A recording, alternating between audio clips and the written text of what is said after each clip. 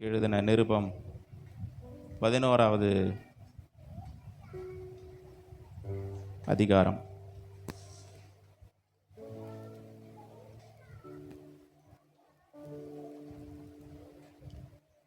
அல்லேலூயா. எத்தனை பேர் துக்கமாக இருக்கிறீங்க? ஒரு முகமும் சரியில்லையே. விசுவாசமான முதலாவது வசனம், விசுவாசமானது நம்பப்படுகிறவைகளின் உறுதியும் காணப்படாதவைகளின் நிச்சயமாய் இருக்கிறது. இன்னும் அந்த காணப்படாத நம்பப்படுகிறவைகளின் உறுதிக்கே இன்னும் போகல. காணப்படாதவைகளின் நிச்சயமாய் இருக்கிறது. விசுவாசத்தை குறித்து தான் நம்ம பார்த்து கொண்டு வருகிறோம். விசுவாசம் இல்லாமல் தேவனுக்கு பிரியமாயிருப்பது கூடாத காரியம். விசுவாசம் தான் ஒரு மனிதனுடைய கிறிஸ்தவ வாழ்க்கையினுடைய ஒரு அஸ்திபாரமாக விளங்குகிறது. இந்த விசுவாசத்தை நம்ம எப்படி பெற்றுக்கொள்ள முடியும்? போன வாரத்தில் இந்த போதனையை கேட்ட விசுவாசம் ஒரு மனிதனுக்கு எப்படி வர முடியும்? சிலர் சொல்லுவாங்க, விசுவாசம் நல்லது தான், ஆனால் எனக்கு விசுவாசம் இல்லையே, நான் ஏன் பண்ணுறது? விசுவாசம் இருந்தால் நான் ஏன் அப்படி இருக்கிறேன்? எனக்கு விசுவாசம் இல்லையே, நான் என்ன பண்ணுறது? விசுவாசம் எனக்கு வேணும், ஆனால் எனக்கு இல்லையே. எப்படி அந்த விசுவாசத்தை பெற்றுக்கொள்வது? நீங்கயா பணிவு இருந்தா விசுவாசம் வரன்றாரு. வேற எதுனா சொல்லுங்க. விசுவாசம் எப்படி வரும்?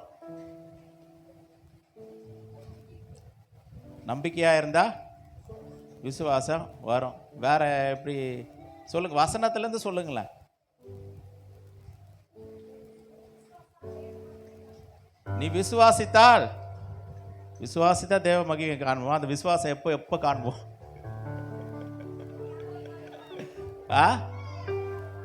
எஃப் மேஜர் கொடுப்பா. எப்போ காண்போம் விசுவாசத்தை? எப்பொழுது காண்போம்? நீதியின் பாதையில் ஜீவன் உண்டு.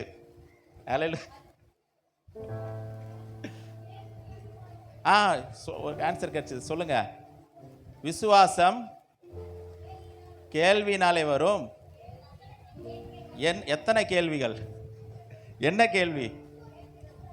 கேள்வினா கேட்கறது. கேள்வினா என்னது? விசுவாசம். சொல்லுங்க எல்லாரும். விசுவாசம். ஒரு சத்தம் வால்யூம் வச்சுக்கப்பா. விசுவாசம் கேள்வினாலே வரும். கேள்வி தேவனுடைய வசனத்தினாலே வரும். இதுதான் சீக்ரெட். விசுவாசம் கேள்வினாலே வரும். விசுவாசம் கேட்க கேட்க கேட்க வரும். எதை கேட்கணுமா? வசனத்தை கேட்கணும். விசுவாசியே நீ பதறாதே. தெரியாதுங்களா பாட்டு? என்றும் என்றும் பிழைப்பான் விசுவாசியே நீ பதறாதே. விசுவாசியே நீ கலங்காதே. விசுவாசியே நீ கலங்காதே. விசுவாசியே நீ பதறாதே. விசுவாசத்தால் நீதிமான் என்றும் என்றும் பிழைப்பான். விசுவாசத்தால் நீதிமான் என்றும் என்றும் பிழைப்பான். அல்லேலூயா. இந்த விசுவாசத்தினாலதான் நீதிமான் பிழைப்பான். பிழைப்பான்னா என்ன அர்த்தம்னா வாழ்கிறான்னு அர்த்தம். அது பழைய தமிழ் பிழைப்பான்ங்கிறது. விசுவாசத்தினாலே நீதிமான் வாழ்கிறான். ஏதோ ஒரு பெரிய பரிசுத்தவான் தான் விசுவாசத்தில் வாழ்றாரு, ஏதோ பெரிய ஊழியக்காரர் தான் விசுவாசத்தில் வாழ்றாரு இல்லை. விசுவாசத்தில் எல்லாருமே வாழ்கிறோம். சின்னவங்களா இருந்தாலும் சரி, பெரியவர்களாக இருந்தாலும் சரி, படித்தவர்களாக இருந்தாலும் படிக்காதவர்களாக இருந்தாலும் சரி, யாராக இருந்தாலும் நம்ம எப்படி வாழ்கிறோம் சொல்லுங்க? விசுவாசத்தில் வாழ்கிறோம். இந்த விசுவாசம் எப்படி வருது? விசுவாசம் கேட்க கேட்க தான் வரும். இந்த வசனத்தை கேட்க கேட்க தான் நமக்கு அந்த விசுவாசமே வருது. அதனால தான் இப்படிப்பட்ட சத்தியங்களை, இப்படிப்பட்ட போதனைகளை தொடர்ந்து நம்ம என்ன பண்ணணும்? கேட்கணும். கோயிலுக்கு வாங்க, சர்ச்சுக்கு வாங்க ஏன் சொல்கிறோம்? திரும்ப திரும்ப சொல்கிறோம். இந்த விசுவாச வார்த்தைகள் ஒரு மனிதனுக்குள்ளே போகும்பொழுது ஒரு அசைக்க முடியாத ஒரு தைரியம் வருகிறது, அசைக்க முடியாத ஒரு உறுதி வருகிறது, அசைக்க முடியாத ஒரு நம்பிக்கை வருகிறது. இந்த வசனம்தான் இருக்கிற எல்லா விதமான கலக்கம், எல்லா விதமான பயம்லாம் ஓடி போயிடும். ஐயோ எனக்கு என்ன ஆகும் தெரியலையே, என் குடும்பம் என்ன ஆகும் தெரியலையே, எனக்கு வேலை என்ன ஆகும், எதிர்காலம் என்ன ஆகும், என் பிள்ளைங்க நல்லா இருப்பாங்களா, இந்த பயம் எல்லாம் ஓடி போயிடும். விசுவாசிக்கிறவனுக்கு பயம் இல்லை. விசுவாசிக்கிறவனுக்கு விசுவாசி பதறமாட்டான், ஷேக் ஆக மாட்டான். விசுவாசியே நீ கலங்காதே, விசுவாசியே நீ பதறாதே, விசுவாசியே நீ கலங்காதே, விசுவாசியே நீ பதறாதே. விசுவாசத்தால் நீதிமான் என்றும் என்றும் பிழைப்பான். விசுவாசத்தால் நீதிமான் என்றும் என்றும் பிழைப்பான். அல்லேலூயா. அவர் பாடுறாரையா, கேட்போம் நம்ம உட்காந்து கொஞ்ச நேரம் அப்படின்னு கேட்குறோம். நீங்களும் சேர்த்து பாடணும். அல்லேலூயா. நம்ம பாட பாட தான் நம்முடைய இருதயத்தில் ஒரு மாற்றங்கள் உண்டாகும். பாடணும்.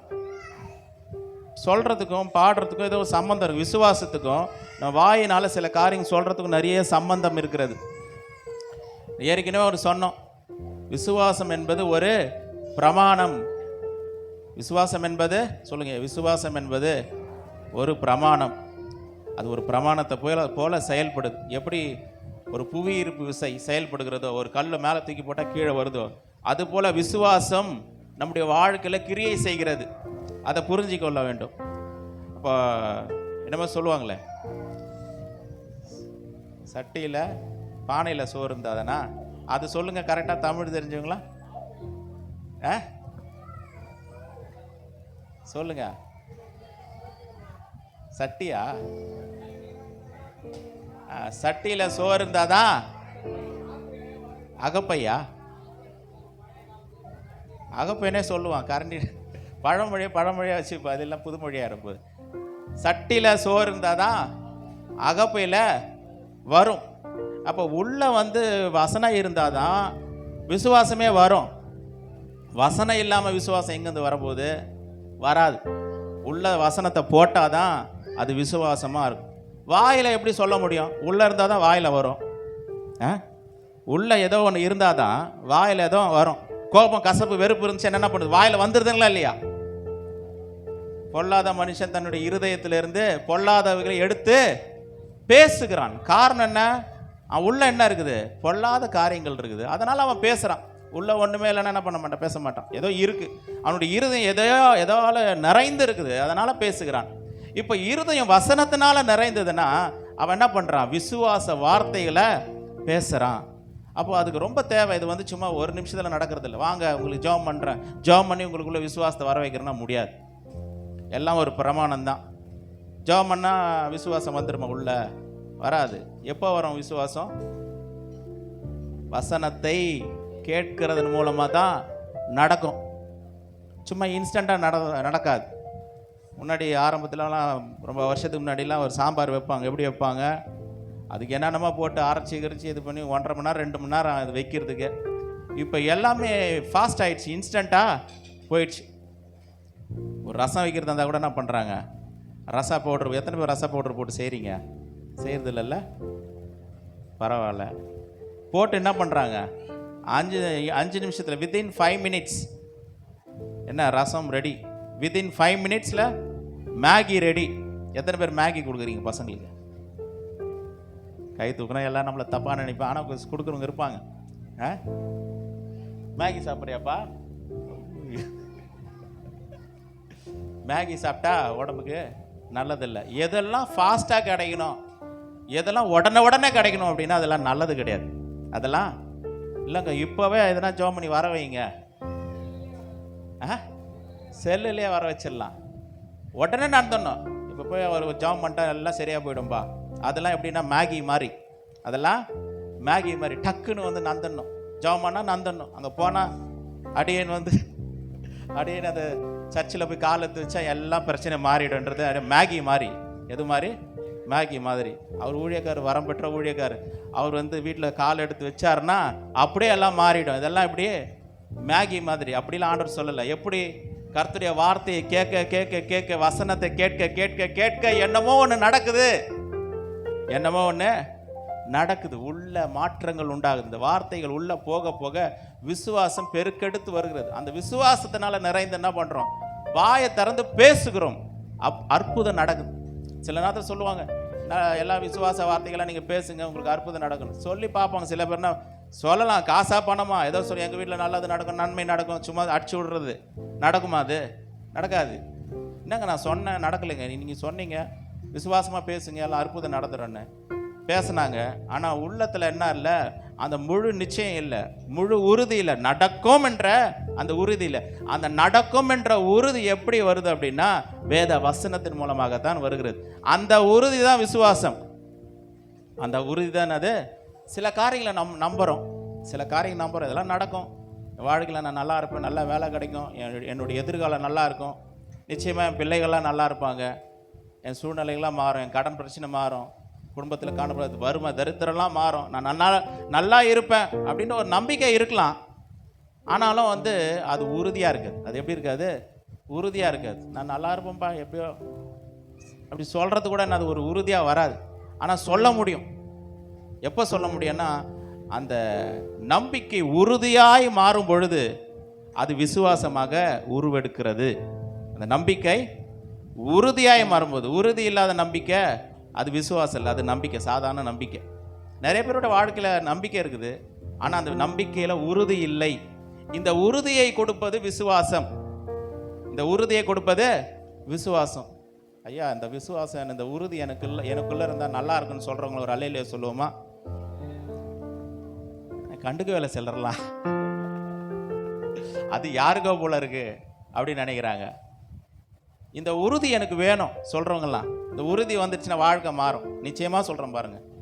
அது 2 மணி நேரம் 3 மணி நேரம் செஞ்ச சமைச்சு வச்ச ஒரு சமையல் மாதிரி எப்படி இருக்கும் பாருங்க. பார்த்து செஞ்ச மாதிரி ருசியா இருக்கும், டேஸ்டா இருக்கும். எப்பவுமே விசுவாசம் தான் வாழ்க்கையில ருசிகரத்தை உண்டு பண்ணுது. தெரியுங்களா? அது எப்படிங்க சொல்றீங்க? வாழ்க்கை ருசிகரமா இருக்கணும்னா விசுவாசம் தான் வேணும். இயேசு கிறிஸ்து ஒரு கல்யாண வீட்டுக்கு போயிருந்தார். எத்தனை பேருக்கு ஞாபகம் இருக்கு?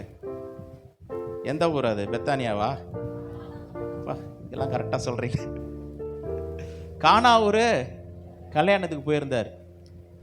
அங்கே போகும்போது என்ன பண்ணியிருந்தாங்க, திராட்சை ரசம் எல்லாம் அந்த ஊர் படி வழக்கப்படி என்ன பண்ணுவாங்க, திராட்சை ரசம் கொடுப்பாங்க. பந்தி விசாரிப்பில் அதெல்லாம் கொடுப்பாங்க. இப்போ திராட்சை ரசம் என்ன ஆயிடுச்சு, குறைவுபட்டு போயிடுச்சு. திராட்சை ரசம் காலி இல்லை. நம்ம ஊராக இருந்தால் நம்ம என்ன பண்ணுவோம், காலி ஆகிடுச்சிங்க அட்ஜஸ்ட் பண்ணி போங்கன்னு சொல்லி நம்மளே பார்த்துட்டு போயிடுவோம். காலி ஆகிடுச்சு போய் ஒன்றும் இல்லை, இங்கே ஃபீஸெல்லாம் ஒன்றும் கிடையாது, காலி அப்படின்னு சொல்கிறோம்ல. இங்கே நம்ம என்ன பண்ணுறது, அவ்வளோதான், சரி லேட்டாக வந்தா இவ்வளோதான் அப்படின்னு. ஆனால் ஆண்டவர் என்ன பண்ணுறாரு, அந்த கற்சாடிகளை நிறைத்து தண்ணீரை என்ன பண்ணுறார், திராட்சை ரசமாக மாற்றுகிறார். இப்போ அந்த திராட்சை ரசம் எப்படி இருந்துச்சான், ஏற்கனவே திராட்சை ரசம் குடித்தாங்க பார்த்தீங்களா, அதை விட இது டேஸ்ட்டாக இருந்துச்சு. அதை விட இது ஒரு கேள்வி, எல்லாம் நம்ம ஊர் ஆள் மாதிரி தான் நினைக்கிறேன். எப்படின்னா, என்னடா அது முதல்ல பிரியாணி வச்சு எப்படி வைக்கிறாங்க, நல்லா பீஸு எல்லாம் நல்லா இருக்கும். அப்புறம் போக போக போக என்ன ஆகிடும், அது பீஸ் எல்லாம் இல்லாமல் ஒரு அது குஸ்காவாக மாறிடும். ஒரு நேரம் அது கூட கிடைக்காது. குஸ்கா கூட சில பேர் குஸ்காக்காக இயங்குகிறவர்களும் இருக்கிறாங்க. ஏன் வெஜிடபிள் ரைஸ் வைக்கிறாங்கன்னு சரிங்களா? இது அந்த ஊர்லேயும் கூட இருந்திருக்கு போல இருக்கு. திராட்சை ரசம் குறைவுபட்டுச்சு. ஆண்டவர் தண்ணீரை திராட்சை ரசமாக மாற்றி கொடுக்குறாரு. டேஸ்ட்னா அப்படி இருக்குது, நல்ல டேஸ்ட், ருசிகரமாக இருக்குது. எல்லாருக்கும் கேள்வி, இந்த திராட்சை ரசத்துக்கு முதல்ல நல்ல டேஸ்ட் உள்ள தானே கொடுப்பாங்க, முன்னாடி கொடுத்ததை விட இது ரொம்ப நல்லா இருக்குது, இவ்வளோ நேரம் எங்கே வச்சுருந்தீங்கன்னு கேட்குறாங்க. பாருங்க, இஸ்ரேல் தேசத்தில் இருந்தாலும் எல்லாம் மைண்டெல்லாம் நம்ம ஊர் மைண்டு மாதிரி தான் இருக்குது. இவ்வளோ நேரம் எங்கே வச்சுருந்தீங்க அப்படின்றாங்க. காரணம், இந்த திராட்சை ரசம் எப்படி வந்தது சொல்லுங்க? விசுவாசத்தினால வந்தது, தேவனுடைய வார்த்தையினால வந்தது. தேவனுடைய வார்த்தையினால, விசுவாசத்தினால ஒரு காரியம் நம்ம பெற்றுக்கொள்றோம்னா அது ருசிகரமாக இருக்கும். இருக்கட்டும் ஐயா அப்படின்ற மாதிரி உட்காந்துக்கிறேன்.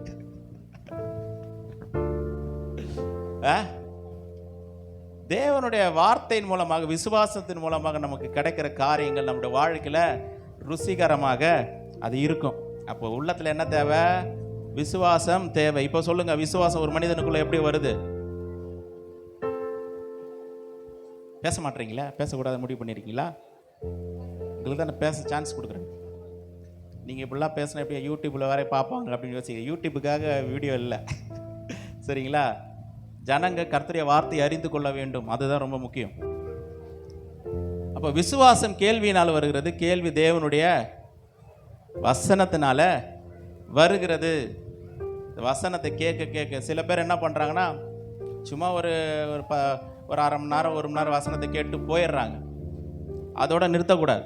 அதோட சில நேரங்களில் இந்த பிரசங்கெல்லாம் முடிச்சதுக்கப்புறம் நல்லா இருந்த பிரசங்கம் ஒரு சில பாயிண்ட்டில் நமக்கு ஞாபகம் இல்லை, திரும்ப போட்டு கேளுங்க. அதுதான் யூடியூப்.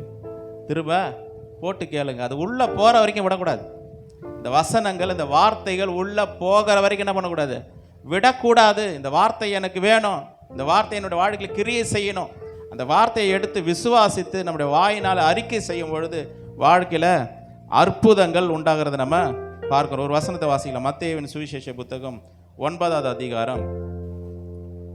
மத்தேயு சுவிசேஷ புத்தகம் 9வது அதிகாரம் 29வது வசனத்தை வாசி. அப்பொழுது அவர்களுடைய கண்களை அவர் தொட்டு, உங்கள் விசுவாசத்தின்படி உங்களுக்கு ஆக கடவுது என்றார்.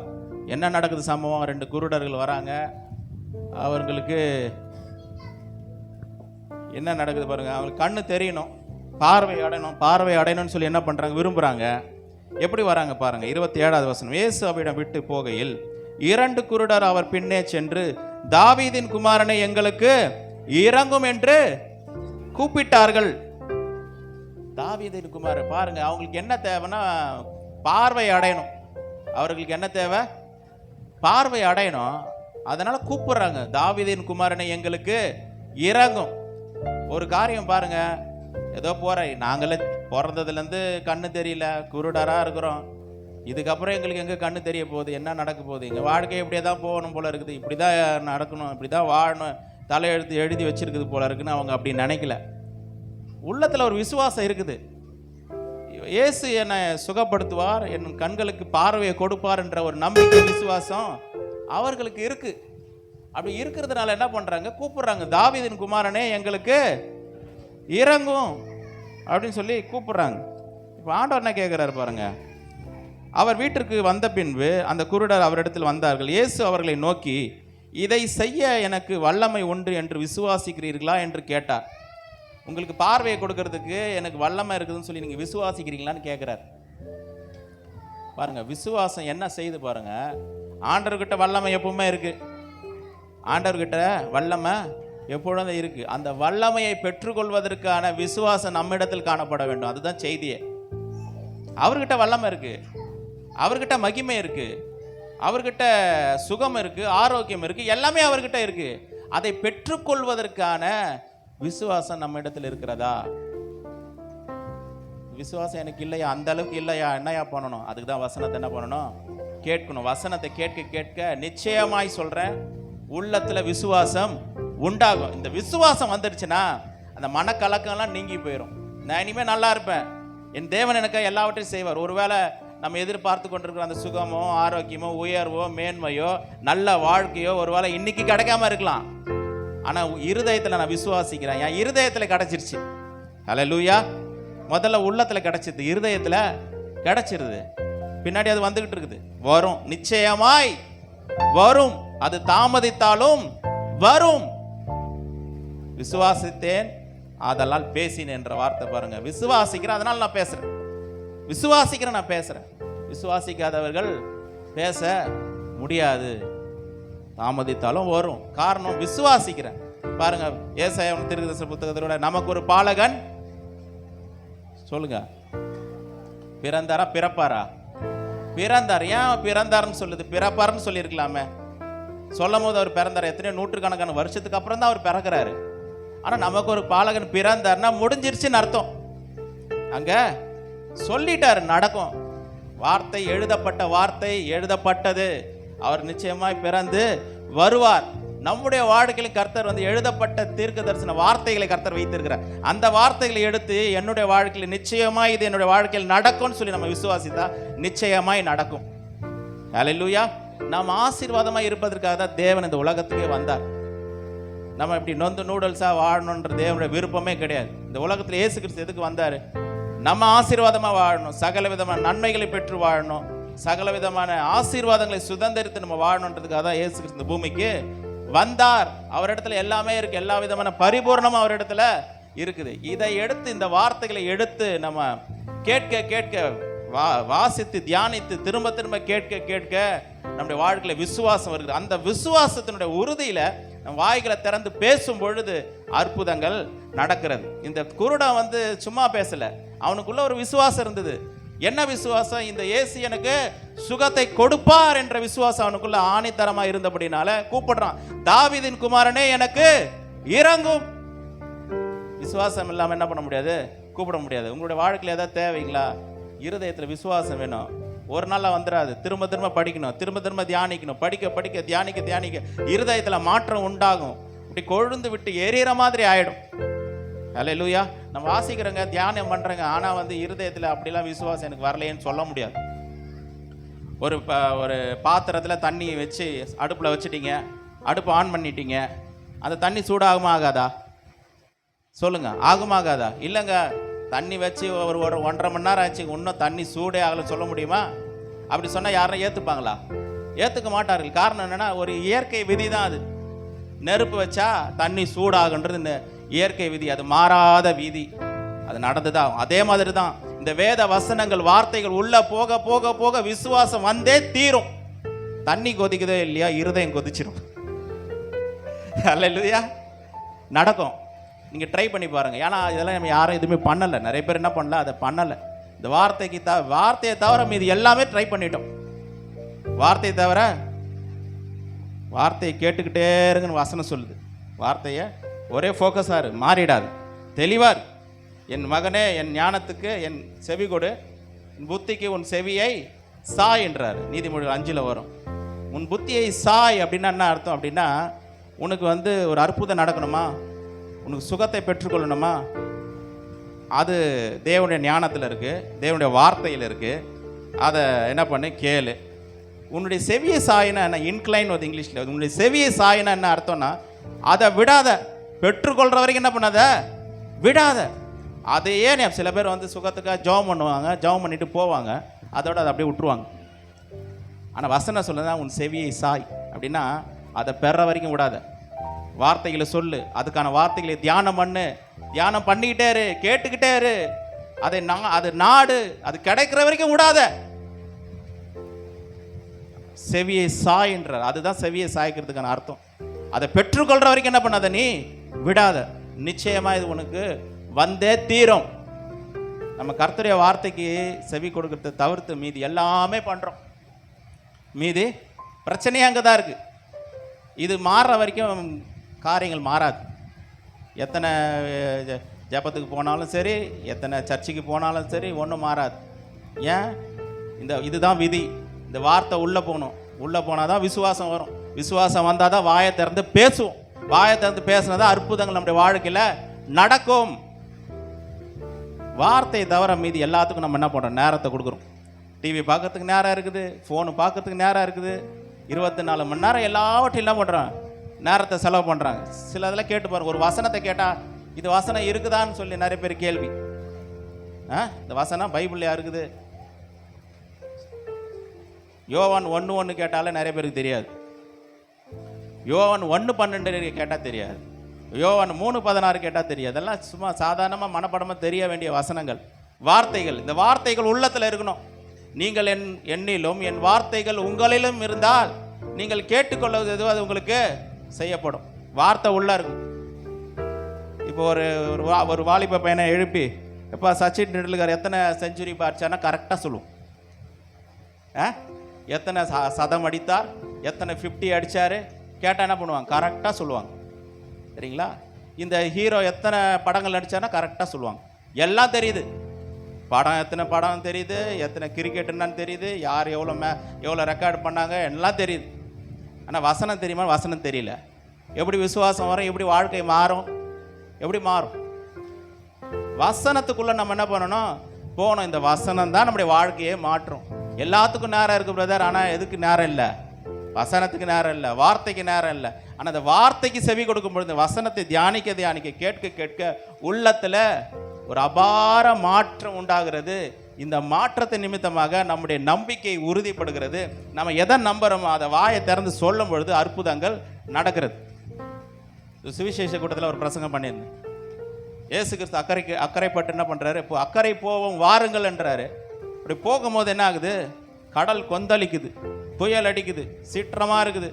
இயேசு கிறிஸ்து என்ன பண்ண, எழுந்து நின்று காற்றையும் கடலையும் அதட்டினார்.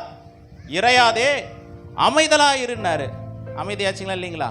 நிறைய பேர் என்ன நினைப்பாங்கன்னா, அவர் ஏசுங்க, ஏசு சொன்னால் நடக்கும், நான் அடியன் எம்மாத்திரம், நான் சொன்னால் நடக்குமா, என்னுடைய வார்த்தைக்கெல்லாம் வல்லாமல் இருக்குமா? அவர் ஏசப்பா, அவர் சொன்னார். அவர் இயேசு கிறிஸ்து இந்த பூமிக்கு எப்படி வந்தார் சொல்லுங்க? மனுஷர் சாயல ஆனார், மனிதராக வந்தார். மனிதனுடைய தன்மை என்ன பண்ணார், ஃபுல்லாக அவர் எடுத்துக்கிட்டார். எப்படி நமக்கு ஏதாவது ஒரு வலி, சரீரத்தில் வலி உண்டாகிற மாதிரி அவருக்கும் வலி உண்டாகும். நமக்கு வெயில் அடித்தா நமக்கு ஐயோ வெயில் அடிக்குதுன்ற, அவருக்கு வெயில் அடிக்காதா? அடிக்கும். சரிங்களா? எல்லாம் அவருக்கு குளிர், நம்ம குளிர்ற மாதிரி அவருக்கு குளிராதா? குளிரும். மனுஷர் சாயலானா மனுஷருடைய எல்லா தன்மையும் தான் இருந்தது.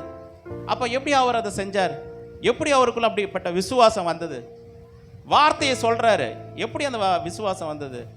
காரணம் என்னன்னா, அவருடைய இருதயம் விசுவாசத்தினால நிறைந்திருந்தது. அல்லேலூயா. அந்த அக்கறைக்கு போவன்னு சொன்ன காரியத்தை, அந்த திட்டத்தை கொடுத்ததே பிதாவானவர் தான். அவர் என் பிதா எனக்கு கட்டளை எடுக்கிறவைகளே நான் என்ன பண்ணுறேன், செய்கிறேன்றார். அவர் சொல்லாத எந்த ஒரு விஷயத்தை நான் என்ன பண்ணல, செய்யலைன்றார். அவர் சொல்லி தான் ஒரு இடத்துக்கு போகிறார். அவர் சொல்லி தானே அந்த கிறிஸ்தவத்துக்கு நம்ம வந்தோம். சொல்லுங்க, அவர் தானே நம்ம அழைத்தாரு. நம்மளை விட்டுருவாரா? கை விட்டுருவாரா? நம்மளே ட்ரை பண்ணி வந்தோம் அப்படின்னா பரவாயில்ல. இது நம்மை அழைத்தவர் உண்மையுள்ளவர் தானே வருது. இந்த கிறிஸ்தவ வாழ்க்கைக்கு, கிறிஸ்தவ ஜீவியத்துக்கு அழைத்தவர் அவர். அல்லேலூயா. இந்த கிறிஸ்தவ ஜீவியத்துக்கு அழைத்தவர் யாரு? அவர். அழைச்சிட்டு நம்மளை கை விட்டுருவாரா? ஒரு நாள் என்ன பண்ண மாட்டாரு, விட மாட்டார். எழுந்து நின்று காற்றையும் கடலை என்ன அதற்ற நம்முடைய சூழ்நிலைகள், சில நேரங்களில் நம்ம சூழ்நிலைகளால் ஆளப்படுகிறோம். ஒரு பிரச்சனை வந்துச்சுன்னா, ஒரு போராட்டம் வந்துச்சுன்னா பயந்து போயிடுறோம். ஐயோயோ என்ன ஆகும் தெரியலையே, அவ்வளோதான் பொழுது முடிஞ்சிச்சு பொழுது என் கதை. ஆனால் கர்த்தருடைய வார்த்தை ஒரு மனிதனுக்குள்ளே இருக்கும் பொழுது சூழ்நிலைகளை மனிதன் ஆளுகிறான். தேவ மனிதன் சூழ்நிலைகளை ஆளக்கூடியவனாய் மாறுகிறான். எதுக்கு? அது என்ன ஆதாரம்? அதுக்கு கர்த்தருடைய வார்த்தை தான், கர்த்தருடைய வசனம் தான் அப்படிப்பட்ட ஒரு ஆளும் தன்மையை, அந்த விசுவாசத்தை மனிதனுக்குள்ள கொடுக்கிறது. எத்தனை பேருக்கு வேணும்ன்றீங்க இந்த விசுவாசம்? ஹல்லேலூயா. விசுவாசியே நீ பதறாதே. பாடுவீங்களான்னு பாட மாட்டீங்க. விசுவாசியே நீ பதறாதே, விசுவாசியே நீ கலங்காதே, விசுவாசத்தால் நீதிமான் என்று பிழைப்பான், விசுவாசத்தால் நீதிமான் என்று பிழைப்பான். அல்லேலூயா. இதெல்லாம் வேதத்தில் கொடுக்கப்பட்ட வார்த்தைகள், சத்தியங்கள். நமக்கு எல்லாவற்றுக்கும் எல்லாவுமா இருக்கிறார். எத்தனையோ ஆராதனைகளில் நம்ம ஒரு பாட்டு பாடியிருக்கோம், எல்லாவற்றிலும் எல்லாமுமாக இருந்தவரே இருப்பவர். எத்தனை பேருக்கு அந்த பாட்டு ஞாபகம் இருக்கு? சுகத்துக்கு சுகம் தராரு, விடுதலைக்கு விடுதலை தராரு, பலத்துக்கு பலனை தராரு, நல்ல எதிர்காலத்தை தராரு. உங்களுக்கு எது வேணுமோ எல்லாமே அவரிடத்துல இருக்கு. எது வேணுமோ எல்லாமே அவரிடத்துல இருக்கு. அதற்கான வார்த்தைகளை கர்த்தர் அவர் கொடுத்திருக்கிறார். இந்த வார்த்தைகளை எடுத்து வாசித்து தியானிக்கும் பொழுது விசுவாசம் இருதயத்தில் உண்டாகிறது. அல்லேலூயா. வேதத்தை படிக்கணும், தியானிக்கணும். எது வரைக்கும் தியானிக்கணும், படிக்கணும்? உள்ளத்தில் நிச்சயம் உண்டாகிற வரைக்கும் படிக்கணும், தியானிக்கணும். இன்னொரு வசனத்தை வாசிக்கலாம். மார்க்குவின் சுவிசேஷ புத்தகம் 11வது அதிகாரம் 23வது வசனத்தை வாசிக்கலாம். மார்க்கு 11வது அதிகாரம் 23.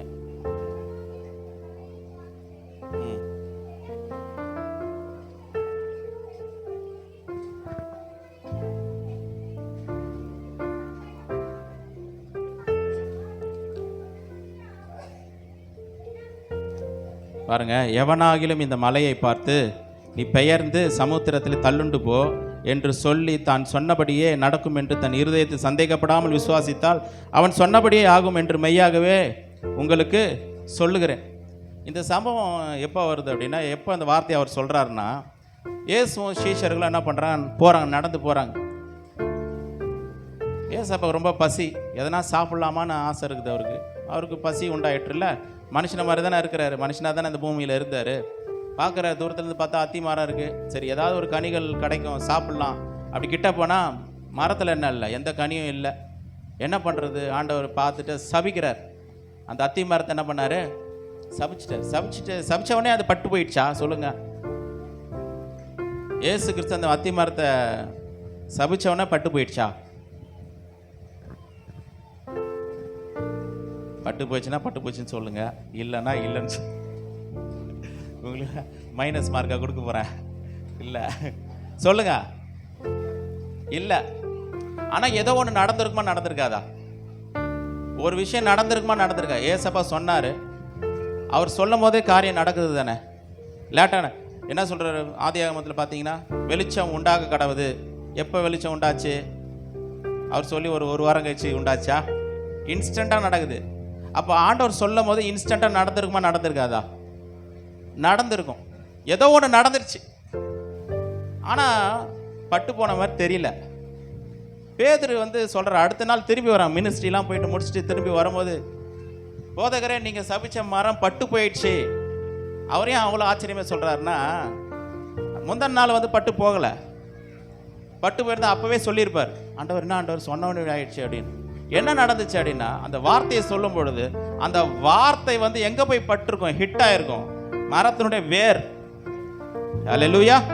நம்முடைய வாழ்க்கையில் சில பிரச்சனைகள் வேறு மாதிரி இருக்கும், அந்த வேறு தான் ரொம்ப முக்கியம்.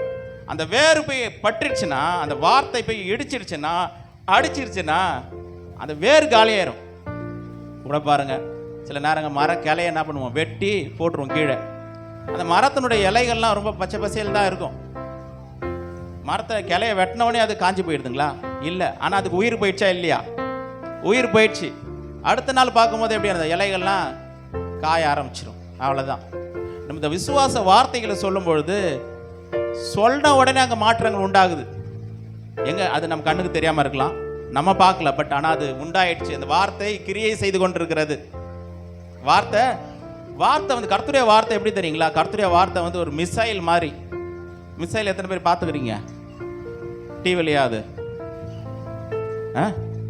மிசைல் மாதிரி. இந்த மிசைல் என்ன பண்ணுவாங்கன்னா, ஒரு எதிரி படையை அழிக்கிறதுக்கு அனுப்புவாங்க. அணுகுண்டு மாதிரி மிசைல் அனுப்புகிறாங்க. அது எத்தனையோ மைல் தூரத்தில் போய் அடிக்கும். 1500 கிலோமீட்டரு, 2000 கிலோமீட்டரு. ஒரு நாடு விட்டு ஒரு நாடு போகும், ஒரு கண்டத்தை விட்டு ஒரு கண்டம் போகும். அந்த மிசைலோட அவ்வளோ பவர் இருக்குது. அந்த மிசைல் இங்கேருந்து ஏவி அனுப்பிச்சாங்கன்னா, எந்த டார்கெட்டை போய் அடிக்கணுமோ கரெக்டாக போய் என்ன பண்ணுது, அந்த டார்கெட்டை போய் அடிக்குது. போகிற வழியெல்லாமா வெடிச்சுக்கிட்டு போகுது? இல்லை, எங்கே போய் வெடிக்கணுமோ அங்கே போய் வெடிக்கும். கர்த்தருடைய வார்த்தையும் அப்படி தான் இருக்குது. கர்த்தருடைய வார்த்தை எப்படின்னா, அந்த வார்த்தையில் வல்லமை இருக்குது. எப்படி இருக்கு? கர்த்தருடைய வார்த்தை ஒரு வித மாதிரி. அந்த விதையில ஒரு பவர் இருக்கு. விதையில ஒரு பவர் இருக்கு. அந்த பவர் இருக்கிறதுனால தானே ஒரு விதையை விதைச்ச உடனே அது மரமா செடியா வருது, இல்லைன்னா வரப்போறது இல்லையே. அப்போ அந்த விதையிலேயே என்ன இருக்கு, ஒரு வல்லமை இருக்கு. அதுக்குள்ளேயே ஒரு ஆற்றல் இருக்கு, அதுக்குள்ளேயே ஒரு பவர் இருக்கு. அதனுடைய தானியத்தை விளைவிக்கக்கூடிய ஒரு ஆற்றல் பவர் அந்த விதைக்குள்ளேயே இருக்குது. கர்த்தருடைய வார்த்தையும் விதை போன்றது. அந்த விதையில வல்லமை இருக்கிறது போல கர்த்தருடைய வார்த்தையில வல்லமை இருக்கு. எப்படி அந்த மிசைல் போகும்போது சாதாரணமாக தான் போகுது. மிசைலாம் ஒரு இடத்துல அடுக்கி வச்சிருக்காங்கன்னா சாதாரணமாக தான் இருக்கும். ஆனால் உள்ள என்ன இருக்கு, பவர் இருக்கு. எங்கே போய் ஹிட் ஆகணுமோ, எங்கே போய் டார்கெட் அடிக்கணுமோ அங்கே போய் என்ன பண்ணுது, அடிக்குது. இந்த வார்த்தை நம்ம எடுத்து நம்ம சொல்லும் பொழுது அந்த வார்த்தை என்ன பண்ணுது, எதுக்காக சொல்கிறோமோ அந்த காரியத்தை நிறைவேற்றுகிறது. கர்த்தர் ஒரு வார்த்தை சொல்கிறாருன்னா, அவருடைய வார்த்தை கொடுக்கப்படுது அப்படின்னா, அந்த வார்த்தை எதுக்காக கொடுக்கப்பட்டதோ அதனுடைய அந்த காரியத்தை அது நிறைவேற்றி முடிக்கிறது. அவ்வளோ வல்லமை கர்த்தருடைய வசனத்தில் வார்த்தையில் இருக்கு. எதற்காக சொல்லப்படுகிறதோ அந்த நோக்கத்தை, என் வார்த்தை வெறுமையாய் திரும்பி வராதுன்றார். அவருடைய வார்த்தை ஒரு நாளும் வெறுமையாய் திரும்பி வராது. எதற்காக சொல்லப்படுகிறதோ, எதற்காக அனுப்பப்படுகிறதோ அதனுடைய காரியத்தை நிறைவேற்றி முடிக்கும். அதுதான் கர்த்தருடைய வார்த்தை. சொல்றாரு பாருங்க 23வது வசனத்தில், பட்டு போயிடுச்சுன்னு சொல்றாரு பேதுரு. ஐயரே, நீங்க சபிச்ச அந்த மரம் பட்டு போயிடுச்சு. அவனுக்கு ஆச்சரியம் தாங்க முடியல, எப்படிங்க இது மாதிரிலாம் நடக்கும் அப்படின்னு. அப்போ விசுவாசத்தை பற்றி சொல்கிறாரு. 23வது வசனம், எவனாகிலும் இந்த மலையை பார்த்து நீ பெயர்ந்து சமுத்திரத்திலே தள்ளுண்டு போ என்று சொல்லி தான் சொன்னபடியே நடக்கும் என்று தன் இருதயத்தில் சந்தேகப்படாமல் விசுவாசித்தால் அவன் சொன்னபடியே ஆகும் என்று மெய்யாகவே உங்களுக்கு சொல்லுகிறேன். அப்போ அந்த வார்த்தை வர்றதுக்கு முன்னாடி என்ன தேவைன்னா அவன் இருதயத்தில் என்ன வரணும்? விசுவாசம் வரணும், சந்தேகம் போகணும், சந்தேகம் நீங்கணும், விசுவாசத்தினால நிறையணும். அந்த விசுவாசத்தினால் நிறைந்து வார்த்தைகளை சொல்லும் பொழுது அது எப்பேற்பட்ட மலையாக இருந்தாலும் சரி, அந்த மலை தள்ளுண்டு போய் சமுத்திரத்தில் போய் நடப்படுன்னு சொன்னா கூட அப்படி நடக்கும். அல்லேலூயா. நடக்குமா நடக்காதா? நான் விசுவாசிக்கிறேன். என்னங்க அதெல்லாம் வந்து ஊழியக்காரங்க தான் பண்ணுறது, நான்லாம் பண்ணேன் எப்படிங்க, எனக்கு அந்த அளவுக்குலாம் வல்லமை இல்லை, எனக்கு வல்லமை கம்மிங்க அப்படின்னு சொல்றீங்களா? ஆண்டவர் என்ன சொல்றாரு? எவனாகிலோன்றார். வல்லமையான ஊழியக்காரர்கள் சொன்னாரா? வரம்பட்ட தேவதாசர்கள் சொன்னாரா? 20 வருஷம் ஊழியத்தில் இருக்குன்னு சொன்னாரா? 40 வருஷ விசுவாசின்னு சொன்னாரா? யாருன்னு சொன்னாரு? எவனாகிலும் இந்த மலையை பார்த்து, சில நேரங்கள் நம்ம வாழ்க்கையில் பிரச்சனைகள் கூட மலை போல தான் இருக்கும். அந்த பிரச்சனைகளுக்கு மேலே ரூல் ஓவர் பண்ணி அதை ஆண்டு கொண்டு தேவனுடைய வார்த்தை வசனங்களை எடுத்து நம்ம சொல்லும் பொழுது மலை போன்றிருக்கிற அந்த பிரச்சனைகளை என்ன பண்ண முடியும்? ஓவர் கம் பண்ண முடியும். அல்லேலூயா. விசுவாசிக்கிறனுடைய இருதயமும் சரி, விசுவாசிக்கிறனுடைய முகமும் சரி கொஞ்சம் வித்தியாசமாக தான் இருக்கும். காரணம் என்ன? அந்த விசுவாசத்தை நிமித்தமாக அவனுடைய பயம் நீங்கி விடுகிறது, சந்தேகங்கள் நீங்கி விடுகிறது, வாழ்க்கையின் எதிர்காலத்தை குறித்த ஒரு நம்பிக்கை அவனுக்கு உண்டாகிறது. ஹல்லேலூயா. விசுவாசிக்கிறவன் என்ன பண்ண மாட்டான்? பதற மாட்டான். ஹல்லேலூயா.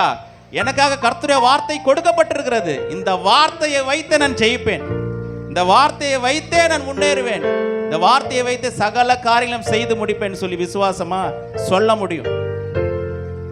அவர் சொன்னார்ல, காற்றையும் கடலை பார்த்தா இறையாதே அமைதலாயிருன்றார். நடந்ததுங்களா இல்லைங்களா? சொன்னா நடக்கும். நம்மெல்லாம் சாதாரணமானவர்கள் இல்லை. நம்மளாம் யாரு? தேவனுடைய பிள்ளைகள். தேவனுடைய பிள்ளைகளுக்கு நிறைய டெஃபினேஷன் இருக்கு. இதை கவனிங்க. இதை நீங்க அவ்வளோ ஒரு வேளை கேள்விப்பட்டிருக்கலாம், கேள்விப்படாமலாம் இருந்திருக்கலாம். யோவான் 1:12 எனக்கு தெரியும்னு சொல்றவங்களாம் கை தூக்குங்க பார்ப்போம். யோவான் 1:12. 2 விசுவாசிகள் தெரிந்து வைத்திருக்கிறார்கள்.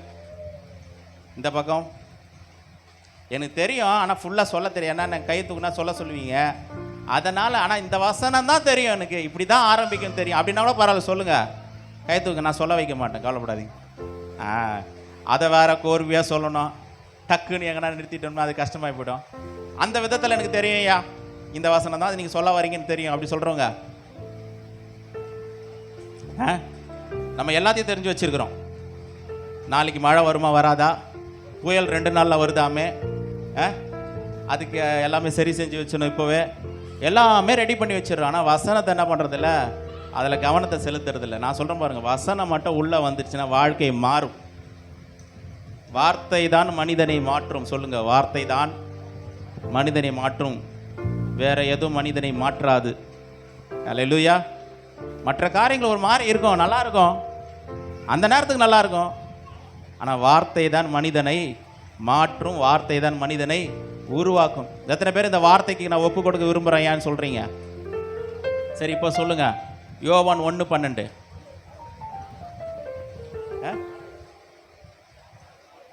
அவருடைய நாமத்தின் மேல் விசுவாசம் உள்ளவர்களாய் அவரை ஏற்றுக்கொண்டவர்கள் எத்தனை பேர்களோ அத்தனை பேர் தேவனுடைய பிள்ளைகளாகும்படிக்கு அவர்களுக்கு அதிகாரம் கொடுத்தார். இந்த வசனத்தை எடுத்து மனப்பாடம் பண்ணணும்.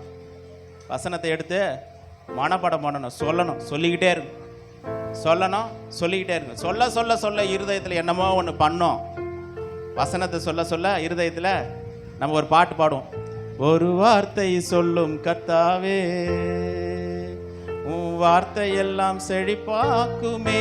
ஹெல்ப் பண்ண மாட்டீங்களே. ஒரு வார்த்தை சொல்லும் கர்த்தாவே, உன் வார்த்தையிலே சுகம், உன் வார்த்தையிலே மதுரம், உன் வார்த்தையிலே சுகம், உன் வார்த்தையிலே மதுரம், உன் வார்த்தையிலே எல்லா சந்தோஷம், உன் வார்த்தையிலே எல்லா சந்தோஷம். ஒரு வார்த்தை சொல்லும் கர்த்தாவே, எங்கள் வாழ்க்கையெல்லாம் செழிப்பாகுமே. ஒரு வார்த்தை சொல்லும் கர்த்தாவே, மாறாவின் கண்ணீரெல்லாம் மதுரமாக மாறி போகும். மாறாவின் தண்ணீரெல்லாம் மதுரமாக மாறி போகும். கண்ணீர் மாறிடும், துக்கம் மாறிடும். கண்ணீர் மாறிடும், துக்கம் மாறிடும். ஒரு வார்த்தை சொன்னால் போதுமே, நீ ஒரு வார்த்தை சொன்னால் போதுமே. அல்லேலூயா. பாட்டு அப்படி இருக்குது. ஒரு வார்த்தை சொல்லும் கர்த்தாவே. கர்த்தர் என்ன சொல்றார்? ஒரு வார்த்தை நீ சொல்லு மகனே. அல்லேலூயா. எவனாகிலும் இந்த மலையை பார்த்து பெயர்ந்து போன்னு சொன்னா நடக்கும்ன்றாரு. இப்போ சொல்ல வேண்டியது யாரு? நம்ம தான். அவர் ஒரு வார்த்தை இல்லை, பல வார்த்தையை சொல்லி வச்சிருக்கிறார். இந்த பாட்டை எப்படி எழுதுறாங்கன்னு எனக்கு தெரியல. ஒரு வார்த்தை இல்லை, பல வார்த்தையை சொல்லி வச்சுக்கிறாரு. இந்த வார்த்தையை நீ எடுத்து உனக்கு எந்த வார்த்தை வேணுமோ அந்த வார்த்தையை சொல்லு மகனேன்றான். அல்லேலூயா. அதுதான் அற்புதங்களே. அவர் என்ன சொல்ல மாட்டேன், இல்லை நான் சொல்ல மாட்டேன். நீங்கள் பாட பாட இப்போ 1 மணி நேரம் நீங்கள் பாடிட்டப்பா, இப்போ சொல்கிறப்பா ஒரு வார்த்தைன்னு சொல்கிறாரா? கிடையாது. அவர் ஒரு வார்த்தையில் பல வார்த்தையை சொல்லி வச்சிருக்கிறார். அந்த வார்த்தையை நான் எடுத்து சொல்லும் போது தான் என்னுடைய வாழ்க்கையில் அற்புதங்கள் உண்டாகிறது. எல்லாமே அவர் சொல்லிட்டார். புதுசு புதுசாக ஒன்று சொல்ல போகிறாரா? இல்லை, எல்லாமே வேத வசனத்தில் இருக்குது. சரி, இப்போ இந்த வசனத்துக்கு வரும். யோவான் 1:12 என்ன சொன்ன? அவருடைய நாமத்தின் மேலே விசுவாசம் உள்ளவர்களாக இருந்தால் அவர்கள் எல்லாரும் தேவனுடைய பிள்ளைகள். இன்னொரு இடத்துலையும் யார் தேவனுடைய பிள்ளைகள் சொல்கிறாரு பாருங்க. அந்த வசனத்தை படிக்கலாமா? ஆர்வமாக இருக்கிறீங்களா? யார் தேவனுடைய பிள்ளை? படிக்கலாம். சங்கீதத்துக்கு போவோம்.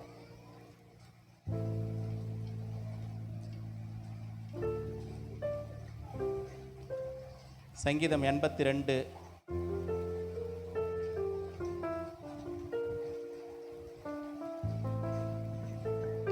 சங்கீதம் 82:6.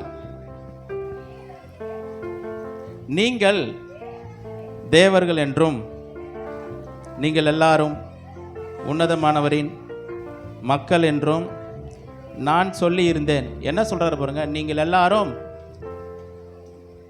தேவர்கள் என்று நீங்கள் தேவர்கள் என்றும் நீங்கள் எல்லாரும் உன்னதமானவரின் மக்கள் என்றும் நான் சொல்லி இருந்தேன்றார். நல்லா கவனிங்க. 10 கட்டளைகளை, நியாய பிரமாணத்தை பெற்றவர்களே பார்த்து ஆண்டவர் என்ன சொல்றாரு? நீங்கள் எல்லாம் தேவர்கள்ன்றார். இது எப்படியா சாத்தியம்? இயேசு கிறிஸ்துவோட வாழ்க்கையில் நடந்த பெரிய பிரச்சனைக்கே காரணம் என்னன்னா, அவர் செஞ்ச அற்புத அடையாளங்களோ நன்மைகளோ ஊழியம் செஞ்சதோ பிசாசு துரத்துனதோ இதெல்லாம். அதனால் அவருக்கு ஒரு பிரச்சனையும் வரல. எல்லாம் அதை ஏற்றுக்கிறாங்க, சந்தோஷப்படுறாங்க, அப்ரிஷியேட் பண்ணுறாங்க. நல்லது, ஒருத்தர் நல்லவர் வந்துக்கிறாரு அப்படின்ற மாதிரி இருந்தாங்க. ஆனால் அவருடைய வாழ்க்கையில் நடந்த பிரச்சனைக்கெல்லாம் பெரிய காரணம் என்னென்னா, அவர் சொன்ன வார்த்தைகள், சில வார்த்தைகள். என்ன வார்த்தைன்னா, நான் தேவனுடைய குமாரன் சொன்னார். என்னன்னு சொன்னார்? தேவனுடைய குமாரன் சொன்னோன்னே எல்லாரும் டென்ஷன் ஆகிட்டாங்க. யாராலும் அதை ஏற்றுக்கொள்ள முடியல. எப்படி நீ சொல்லலாம் தேவனுடைய குமாரன் என்று? தேவகுமாரனா நீ எப்போ உன்னை தேவனுக்கு நீ ஒப்பாய் மாற்றுறியா? தேவனுக்கு நீ ஈக்குவல் ஆகுறியா அப்படின்னு சொல்லி ஒரு கல்லெறிந்து கொள்ளணும்னு சொல்லி என்ன பண்ண எல்லாரும் கல்லை எடுத்துக்கிறாங்க. காரணம்னா, நான் தேவனுடைய குமாரன் அப்படின்றாரு. அந்த வார்த்தையை யாரால் என்ன பண்ண முடியல? ஏற்றுக்கொள்ள முடியல. இப்போ அதை நியாயப்படுத்தணும். அவர் நியாயப்படுத்தணும். எப்படி நியாயப்படுத்துறாரு? இந்த வசனத்தை தான் காட்டுறாரு. தேவனுடைய வசனத்தை பெற்றவர்கள், தேவனுடைய வார்த்தையை பெற்றவர்கள் எப்படிப்பட்டவர்களாக இருக்கிறார்களாம்? தேவர்கள் அப்படின்னா என்ன அர்த்தம்னா, தேவனுடைய பிள்ளைகள்னு அர்த்தம். என்ன அர்த்தம்? தேவனுடைய பிள்ளைகள். அப்போ அந்த வசனம் வார்த்தை ஒரு மனிதனுக்குள்ளே இருக்கும் பொழுது அவன் எப்படிப்பட்டவனாக இருக்கிறான்? தேவனுடைய பிள்ளையாக இருக்கணும். அப்படின்னா தேவனை போலவே நடந்து கொள்கிறான். அவனுடைய எண்ணம் மாறிடுது, அவனுடைய யோசனைகள் மாறிடுது, அவனுடைய பேச்சு மாறிடுது, அவனுடைய நடக்கைகள் மாறிடுது. காரணம், வார்த்தை உள்ளே இருக்குது. வார்த்தை உள்ளே இருக்கிறபடினால தேவனுடைய பிள்ளையாக என்ன பண்ணுறான்? அவன் நடந்து கொள்ளுகிறான். அதுதான் வாழ்க்கையை மாற்றம். வேற ஷார்ட்கட் எதுவும் கிடையாது. ஹல்லேலூயா. வேற எந்த விதமான ஷார்ட்கட் இல்லை. இந்த வார்த்தையை உள்ள வச்சு வாழ்கிறதுக்கு நம்ம பழகிட்டோம் அப்படின்னா நம்மை போல ஆசீர்வதிக்கப்பட்டவர்கள் வேற யாருமே இருக்க முடியாது. ஹல்லேலூயா. வசனம் தான் வாழ்க்கையில் மாற்றத்தை, வெற்றியை நம்முடைய வாழ்க்கையில் கொண்டு வரும். இன்னொரு வசனத்தை வாசிக்கலாம் பாருங்க. மத்தேயுவின் சுவிசேஷ புத்தகம் 8வது அதிகாரம். இதை வாசிக்க முடியலாம். மத்தேயு சுவிசேஷ புத்தகம் 8வது அதிகாரம் 5வது வசனம்.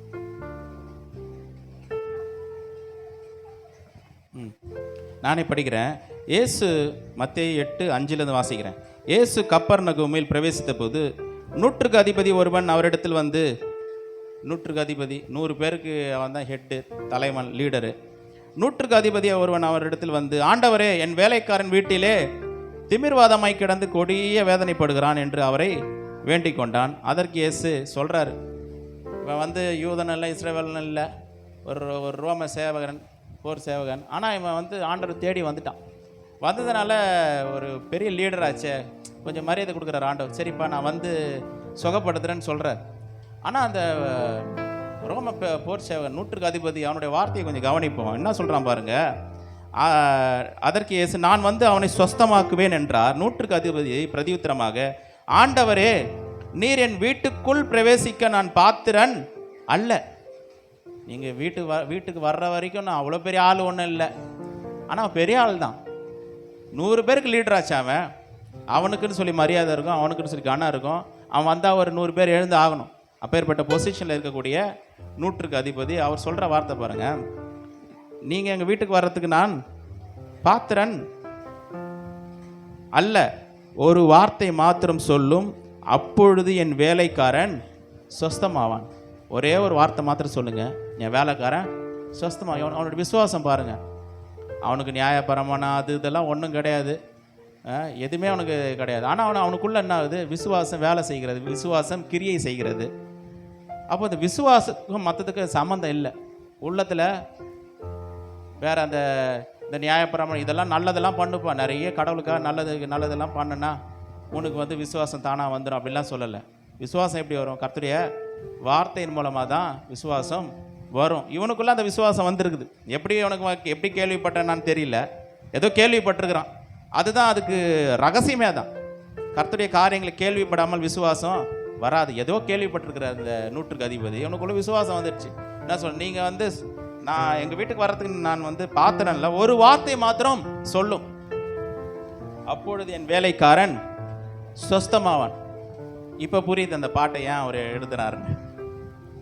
ஒரு வார்த்தை சொல்லும் கர்த்தாவே அப்படின்னா, அந்த ஒரு வார்த்தைக்கு பின்னாடி என்ன இருக்கு சொல்லுங்க? அந்த ஒரு வார்த்தைக்கு பின்னாடி இருக்கு என்ன இருக்கு? அவனுடைய விசுவாசம் இருக்குது. அவர் ஒரு வார்த்தை இல்ல, பல வார்த்தை சொல்றதுக்கு அவர் ரெடி. ஒரு வார்த்தை சொல்லும் கர்த்தாவே, வார்த்தை எல்லாம் செழிப்பாகுமே. ஒரு வார்த்தை சொல்லும் கர்த்தாவே, வார்த்தையிலே சுகம், வார்த்தையிலே மதுரம், வார்த்தையிலே சுகம், வார்த்தையிலே மதுரம், வார்த்தையிலே எல்லாம் சந்தோஷம், வார்த்தையிலே எல்லாம் சந்தோஷம். இல்லான வாழ்க்கை எல்லாம் ஒளியாக மாறி போகும். இருளான வாழ்க்கை எல்லாம் ஒளியாக மாறி போகும். கண்ணீர் மாறிடும், துக்கம் மாறிடும், கண்ணீர் மாறிடும், துக்கம் மாறிடும்.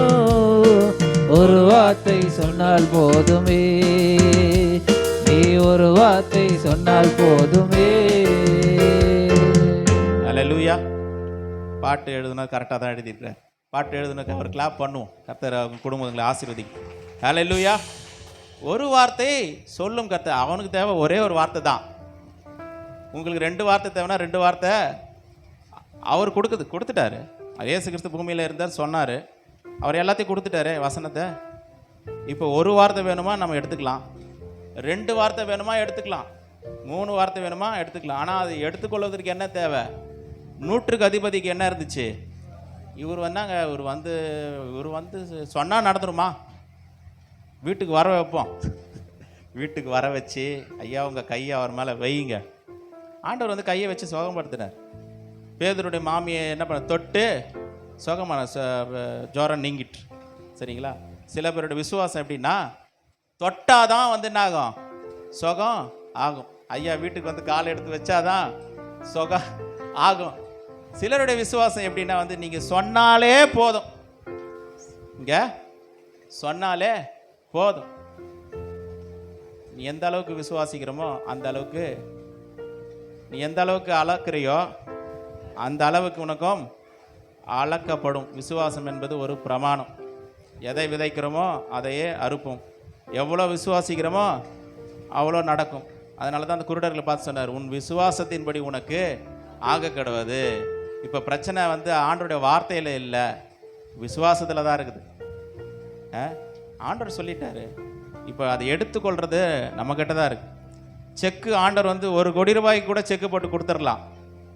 1 கோடி ரூபாய்க்கு கூட என்ன பண்ணலாம், அவர் போட்டு கொடுக்குறது ரெடி. அதை சைன் போட்டு வாங்கிறதுக்கு நம்ம ரெடியா, அதை பெற்றுக்கொள்வது நம்ம ரெடியா? போகணும், எழுந்து என்ன பண்ணணும், இதை கொடுத்தா பணம் கிடைக்கணும்னு நம்பணும். அதுக்காக எழுந்து போகணும், கையெழுத்து போடணும், பெற்றுக்கொள்ளணும். எல்லாம் நம்மக்கிட்டே கொஞ்சம் வேலை இருக்குது. விசுவாசம் தான் என்ன பண்ணும், காரியங்களை மாற்றும். எத்தனை பேருக்கு பிரயோஜனமாக இருக்குது இந்த வார்த்தைகள்? ஹல்லேலூயா. இல்லை, இன்றைக்கி விட போகிறது கிடையாது. இதுக்கப்புறம் என்ன பண்ண போகிறது இல்லை, இந்த வார்த்தைகளை விட போகிறது. இந்த விசுவாசம் வந்துருச்சுன்னா சூழ்நிலைகள் மாறாமல் போல கூட இருக்கும் சில நேரங்கள். ஆனால் வார்த்தை கிரியை செய்ய ஆரம்பிச்சிடும், உள்ளத்தில் மாற்றம் வந்துடும். பிரச்சனைகள் சில நேரத்தில் அப்படியே இருக்கிற மாதிரி இருக்கும். பிசாசுக்கு என்ன சந்தோஷம்னா, நம்ம முகம் வாடலாக இருக்கிறத பார்த்தாலே பிசாசுக்கு ரொம்ப சந்தோஷம். அப்படியே இரு, அதுலேருந்து வெளியே வந்துடாத, கவலையாகவே இரு, கண்ணீரோடு இரு. நம்ம எல்லாரும் கண்ணீரோடு கூட ஜெபிப்போம் அப்படின்னா அவனுக்கு ரொம்ப சந்தோஷம். ஏன்னா அவங்க கண்ணீரை பார்க்கறதுக்கு அவனுக்கு ரொம்ப சந்தோஷம். நம்ம ஆண்டவர் கண்ணீரை துடைக்கிற ஆண்டவர். அப்போ கண்ணீரே விடக்கூடாது ஐயா. கண்ணீர் வரும். நம்மளாம் அந்த உணர்வுகளோடு கூட கர்த்தர் நம்ம படைச்சிருக்கிறார், உண்டாக்கி இருக்கிறார். சில நேரங்கள் தேவனுடைய அன்பை குறித்து நம்ம அதை நினச்சி பார்த்து நம்ம கண்ணீர் வருகிறது. சில நேரம் நம்ம பாவம் செய்கிற நேரத்தில் அது ஜெபிக்கும் போது ஆண்டவரே அந்த தப்பு பண்ணிட்டான்னு சொல்லி நம்ம ஜெபிக்கிறோம், கண்ணீர் வருது.